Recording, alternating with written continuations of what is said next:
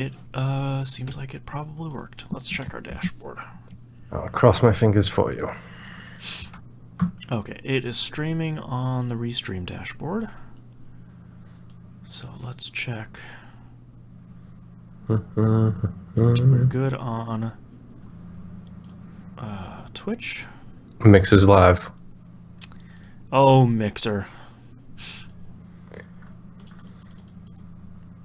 Looks like we're good on YouTube as well. Okay. Hello there, Moonpear in chat. Fuck. Fuck, they found me. I smashed my knee into my desk. Right, oh, I know why it feels weird. It's because I tilted it back so I could relax while I was watching E3 shit. Oh, getting all set up. Squeak, squeak. Okay, are you ready to start? Yes. Ish. Sure, why not? Kinda. Sort of. Okay, let's get started here in 3, 2, 1.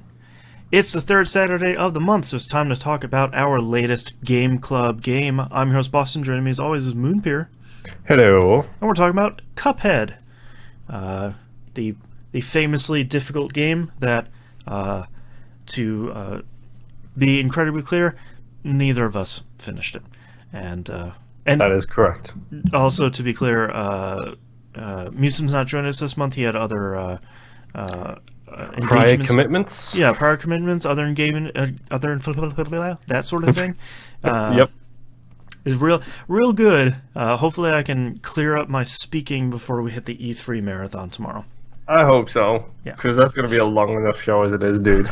Don't need to add 2 hours of me going. Alright, so we're talking about Cuphead. Let's break down the details of the game. It came out September 29th, 2017 on Xbox One and PC. Came out a little bit later on OS X and Switch. Came out April 18th this year of Switch. Published and developed by Studio MDHR.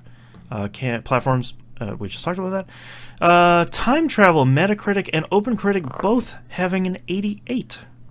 That is high. It's about right for the time, I think, because Cuphead was one of those games that was hyped to obligatory and kind of lived up to the hype, I think, going back. Yeah. / personal mood dictates the type of response you will give this game. Right. Appears for the release date Destiny 2, which feels like a lifetime ago. Divinity Original Sin 2. Marvel vs. Capcom Infinite, Doki Doki Literature Club, the indie game that everyone was talking about. Yeah. Danganronpa V3, and Golf Story, another hit indie game on the Switch. Yeah. We'll ask the question we ask every month: top of the pile, middle of the pack, or overlooked? Can we add a fourth suggestion, which is overhyped? Hyped to the max. Because everybody bangs on about this game, like everybody does, and don't get me wrong, we'll come to see there are a lot of positives that I like about this game. I think Doki Doki is probably a better game. Destiny 2 is definitely probably a better game. Top of the pile. We might as well call it what it is. Yeah, everybody talked about this thing. I think as soon as we saw it, if I remember correctly, there was like an E3 that Microsoft had it, but it was like a 30-second snippet and a sizzle reel, and I think everyone was like, "Wait, what's that one?" Like, we got all this other game, yeah, whatever. What's that one though? What's Cuphead? Yeah, and then they delayed it so they could add in more depth to the game, because when it was revealed that it was just a boss rush game, everybody was like, well, what's the point in that then? Right, like, wait a minute. I think they added the run and gun sections with the run and gun levels, and I don't remember if they had the overworld originally. I don't know if we got to see that stuff before they went and delayed it, but I wouldn't be surprised if they added some of that stuff in. So, with all that answered, let's talk about what we liked and what we didn't like in the game. I feel like you can't get away without talking about the art style, sort of as number one. It's this game's primary feature, shall we say. It is an incredible looking game and an ode to a problematic art style. Yeah, an art style that was prevalent during a very problematic time, a very racist time.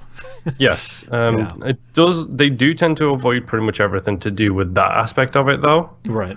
The only issue I have is the design of Satan feels a little bit iffy. Yeah, Um, I feel like that's the one that gets close. I think it helps that he looks really fuzzy. yes, That probably helps from being something a little bit. a little bit too on the nose. Yeah, I think it says something that this game looks so much like cartoons at that time that my kid, when she noticed I was playing it, was upset that I was watching a movie without her. That was my favorite tweet of yours over the past couple of weeks. Was Yeah. like literally, the bad thing about it is she gets mad. Yeah, she's so upset. Like, it looks great. Like, it Yep. genuinely has an incredible art style. It genuinely looks like pitch perfect, like Steamboat Willie Disney kind of stuff. Like, it's It all animates right, like it has the right level of fluidity. One of my favorite little touches in the game is in the overworld hubs, how the background is very clearly a painting, and then things you can interact with are very clearly like the cell animation cells on top of the painted background. Like it Yep. nails that stuff really perfectly. even so much as like the character animations, like they are very over exaggerated in that style of the time. Yep. Like the big arm, like to harken back to like Steamboat Willie, it's the big arm movements, it's the big side to side jive dancing kind of thing. It's like, yeah, that is 100% of its time. And it works really well, I think, for a type of game like this where you're learning the patterns. Like when you're fighting the two frogs, they're gonna have this really over exaggerated, like woo woo woo, like wind up before they do a punch. And you know very clearly, okay, well this is where I've got to duck, this is where I jump over someone. Like it works so well with communicating how to play that game and what phases are coming up. Yeah, like it does just such an amazing job with it. Yeah. Like 10 out of 10 just for the way the game looks alone. Yeah. Maybe other problems with the game though. I would say, for me, one of the other positives is the soundtrack. Yes, it sounds exactly how it looks. Yeah, and I feel like it's sort of unfortunate because I feel like because the art style is so strong, that is what gets a lot of attention. But the soundtrack is really, really solid. Favorite piece of music? Oh God, I don't. I have one. I know immediately who it would be. It's the King Dai song. Yeah, I was gonna say that seems to be everybody's favorite. I want to say there was one that I really liked, and I don't remember which boss it was. Ooh, I don't remember. It might have been the bird boss or the dragon boss, but I don't remember which one. The stupid dragon. I hate the stupid dragon. That's the one that broke me. The dragon is the one that the Mega Man 2 style dragon fight. That and the bird boss are the ones that broke me. The dragon got me. Like I played the entire game on regular mode, forced my way through it, realized I hadn't played enough of the game, realized it was this week, realized it was E3 week. Right. And then I promptly moved from E3 and Cuphead to I'm not beating this dragon because I don't have the right weapons for it. So therefore I am just going to beat him on simple mode and then go through the rest of the game. And I beat all the other bosses on simple mode. That was fine. Yeah. I did not do the casino level and I did not do the Satan boss fight. Oh yeah. Like, they are the two I didn't do because to get to King Dai's boss fight, you do need to beat everybody on regular, which I just didn't have time to do, or the patience. And that kind of sucks. Yeah. Yeah, I'd have to say one thing that I realized as I was beating my head against both of those bosses is I really should have been spending more time experimenting with the other types of shots, because there are bosses where you need a particular kind of weapon. Yeah, like you want the one that kind of homes in on the boss. For some of these bosses, it's okay if it doesn't do as much damage, but you really need just the angles to get to those bosses. And I think that's what on the second island, I think that's what was really starting to hurt me. Yeah, like for the dragon, I ended up using the homing shot and the boomerang shot. Like Mm-hmm. it was one of those things where I was like using those as the only well, like because it does the counterintuitive thing. Same with this stupid Candyland boss fight. Mm-hmm. You're moving away from the boss and expect it to turn to look towards them to hit them with a weapon. Right. Right. And it's just like, well, this is basically impossible unless you have the right weapon. Yeah, or you're And missing out on huge damage phases. exactly. Yeah. So I did actually go back and beat the dragon on regular when I got all the way up to the casino. I was like, well, I'm just gonna go. Like, I've already unlocked all the weapons. I unlocked all the stuff. I got the hidden coins. I got all of that stuff. Mm-hmm. I unlocked everything in stupid Porkland shop, and then I went back and faced the dragon on regular. I did it first time. Like, Nice. and even better, I did it perfectly first Great. time. Like, Yeah, sure. I think part of my surprise when I started playing this game is I think its difficulty has been largely overstated. I don't really think it's a super difficult game, but it is one of those games that you have to replay a boss fight a handful of times, dozens of times for some of the harder ones until you get The pattern memorization down. yeah, like it's very much, and I hate comparing stuff to this, but it does feel very much like fighting a Dark Souls boss, where it's like, okay, I got a little bit more. All right, now I figured out phase one. I'm halfway through phase two. Cool. I'm gonna Yeah. go in and I'm gonna repeat and repeat until I get everything down, and I can do it. Maybe not flawlessly, but I can do it fairly regularly. Yeah. It's yeah, I mean, you are right. Everyone refers to this as a very difficult game, and it is hard in places. Like there are some boss fights that are very, very difficult, but that's mostly down to the fact that you have to start from scratch every single boss Right. and get the pattern recognition down. Like, and then you have to do the same thing again, and the same thing again, and the same thing again. It's like all of the designs and the attack patterns and stuff on the bosses are really good. Mm-hmm. It's just frustrating sometimes when they don't have any indicator. Like, give me the best build for the boss. Like, tell me like which is the best idea. Don't make me get to stage 3 of a boss and then have you running away from them, not able to turn around and shoot them. It's like, great, so Right. now I've got to do the whole thing again and change my weapon type and relearn the boss because the 2 weapons I used are not going to help me in stage 3. Right. So therefore now I need to relearn everything and figure out what's the best based on what appears at stage 3. Yeah, at least make it like an optional button when you're looking at the boss screen where you're picking simple or regular. At least make it like hit Y and have it show up recommended weapons. You don't have to if you don't want to, if you want to figure all that out, but it would be a little bit easier to. And I'm sure you could go through and beat the whole game with just the default weapon. There's probably dozens of YouTube videos out there, but I agree. I think that would be one small. If you're not gonna let everybody see the entire game on simple, there should be some other assistance in some other way. Yeah. And it's the Sekiro argument, which Right. we've seen a lot of at the start of this year, which is like having those accessibility options in there does not damage your game. Right. Cough, cough. Celeste. Yeah, yeah, exactly. Perfect example. Yeah, every time I hear people say that they can't finish the game on simple, it just reminds me of Celeste. Where Celeste is like, cool, man. Like we want you to play the game. Whatever, play it however you need to. This is our recommendation. This is here if you need it. Right. Yeah. Yeah, I think my criticism of Cuphead from a couple of weeks ago still stands, that I think the first island is really good. Yes. I don't really think there's much to criticize about anything that goes on the first island.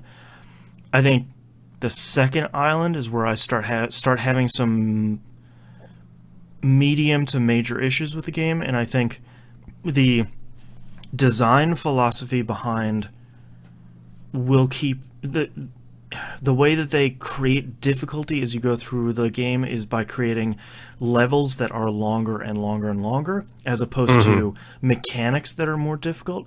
And I get it. That makes sense. Where it's like, all right, you fight longer enemies here. You fight, looking at the Medusa fight in the the third island, like that's a super long fight. Oh, that was an annoying fight. Yeah, and like I understand why they would make the game like that. That makes a lot of sense, but I think the game for me falls apart as soon as you start struggling with the Egyptian level on the second fight. That fight is so long, and there's like 6 phases to that boss, and then the one at the very end is really mean with those pyramids that shoot 4-way lasers. And the spaceships as well on one of the levels that shoot that fire down direct at you. It's like you've kind of got to do the old. I'm trying to think. It's like the old Geometry Wars thing on some of these levels where you have to not focus on yourself. Yes. But you have to be 100% aware of where you are compared to where everything else is. You're just looking at everything else except where you are. Some of the levels do just turn into bullet hells, and it's just like figure out what you can do. Like just go ahead, see what you can do, kind of thing. Like I watched the King Dice fight, and some of those that looks like number one. It looks like a really interesting fight with the fact that you're progressing basically on this board. But my word, some of them are just insane. Yeah. It's like, okay, I need to have the perfect loadout for this, otherwise I am boned. Right. Like, and you need to parry 7 or 8 times in a row. The stupid cards where it's like bounce, bounce, bounce, jump, bounce, bounce. I do have to say the parry mechanic is super cool, that it does give you... I feel like when you can really start pulling it off, I feel like it's a great example of risk-reward in games, where it's like, you can just avoid it and everything's fine. And then if you, on a lot of the earlier fights, if you want to start parrying to get your super or whatever, but then in the second half of the game, you really need to avoid some obstacles or avoid something coming at you. I think that's pretty cool. Yep. I do also there's some things I really don't like about this game. Using the supers, there is basically 0 invincibility frames after you come out of those supers. Yes. Which is super punishing. Like the dragon fight is a good example. I used the horizontal beam thing quite a lot for my super. Like water beam.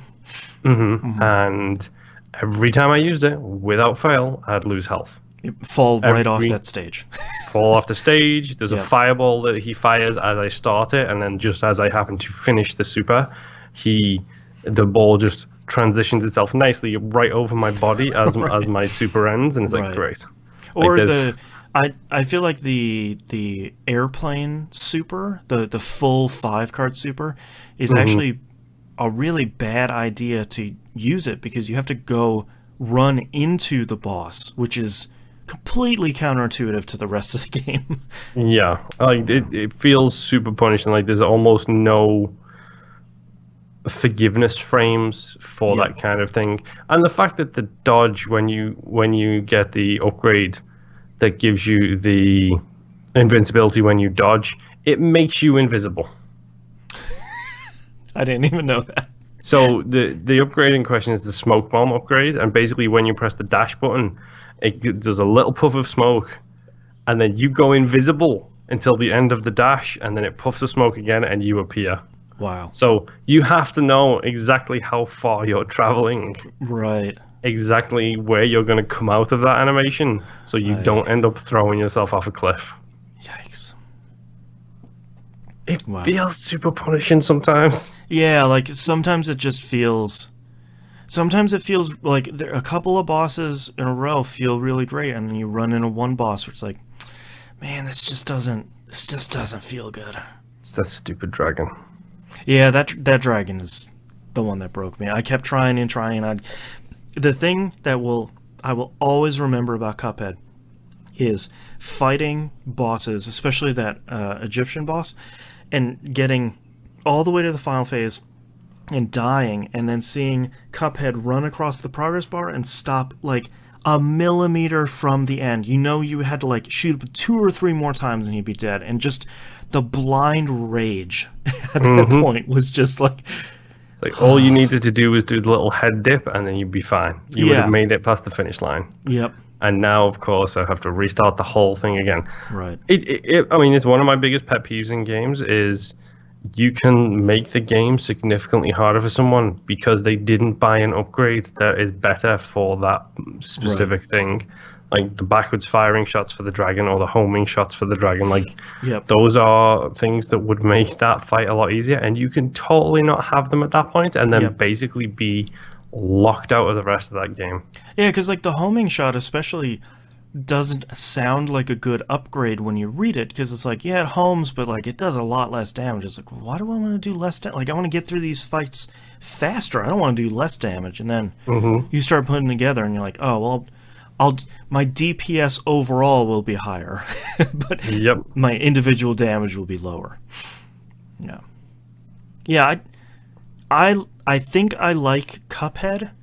That's the best summation of Cuphead ever. But I know I don't love it. Yeah. You know, like... That pretty much sums up how I feel. Like, there's so much I like about the game. I played a lot of the first island basically co-op with my wife as well. And we had a blast because guess what? When they die, you go up and you parry on them and they come back to life. Right. It's really useful. Unlimited power. Yeah. I think this is one of those games that I think will be remembered really fondly, and I think if you go back to play it, maybe not so, but I think I'm very excited to see what Studio MDHR does next, because I feel like they cut their teeth and they did something cool. I hope they don't do like a Cuphead 2. I want them a totally different art style, totally different soundtrack, everything. Like, show me what you can do when you just make something brand new. Yeah. I mean, they've got the chops, and the game controls well. It feels good to play as well. Yeah, 100%. But there is just so many little things in there where it just feels like it's designed not to be difficult, but to be punishing. Right. You used a super, here is a punishment. Right. You missed a jump by 2 pixels, here is a punishment. Right. And then the talk about the dragon boss, for example, so the homing shots work really well on the dragon boss on the second stage because you're moving away from the dragon, right? And the homing shots go in and hit the dragon. If you use the homing shots on the third stage, they home to the bullets he fires, which then shoot them and split them apart into 4 cross bullets that go outwards.